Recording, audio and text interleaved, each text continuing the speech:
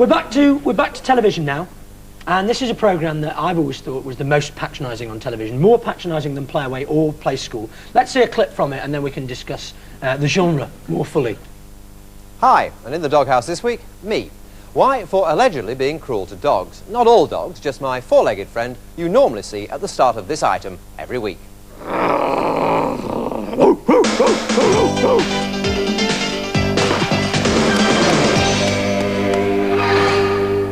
Apparently, one or two of you think I'm setting a bad example by pouring water over our Rover. If that's so, I am genuinely sorry. It's only a cartoon, and it's meant to be a bit of fun. We certainly do not think that real animals should be chastised in that way. I wonder how much time you have to have on your hands to think that it's worth writing into Watchdog to complain that John Stapleton has thrown a cartoon bucket of water over a cartoon dog. To make the gag even funnier, we should have had a cartoon John Stapleton there, shouldn't we? Absolutely, absolutely. Throwing real water over a three-dimensional dog. Yeah, that would have confused them. Then I'd have written in and asked how they did that. How did they do that? You wonder how upset... Why do they do that? You wonder how upset that woman must get when she watches Roadrunner cartoons. Or Tom and Jerry, you know. Horrifying. It seems very feeble. But that wasn't the end of John's problems that week. No. Oh, no. More to cope with. And while we're at it, another rap over the knuckles for TV. This time over the use of the word crummy. I wonder who's put his foot in it this time.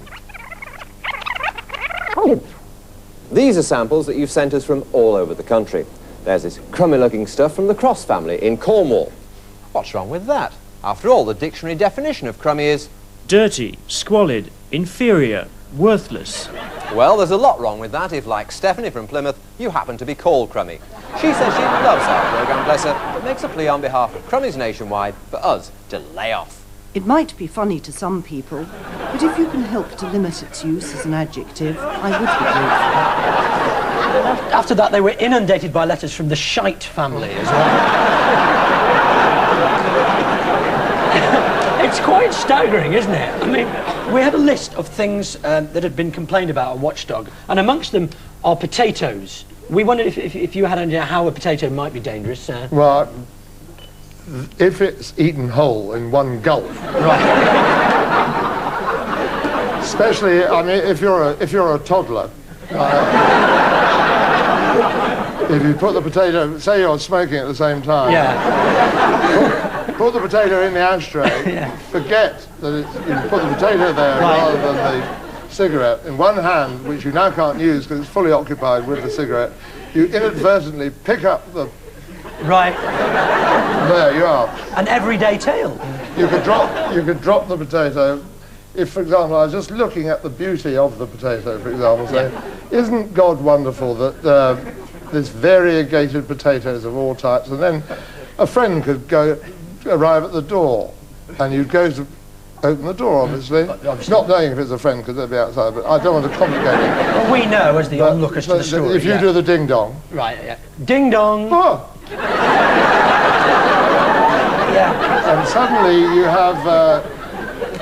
have those shins which suddenly get broken. Yeah. And, it's a minefield. It's a can of worms. Yeah. It's both of those things. A minefield and a can of worms. Yeah. What about a sponge? Any ideas for that one? Oh, don't speak about it. Oh, no. That's pretty I don't think we're going to let it in, I'm afraid, Watchdog. It is endlessly entertaining to me. I do enjoy watching it. And also, any programme that can feature an apology to a Mrs. Crummy is all right by me. If the Crummies are watching, I think it's a jolly nice name. We both do, don't we? So, it doesn't go in, and we move on to your next choice now.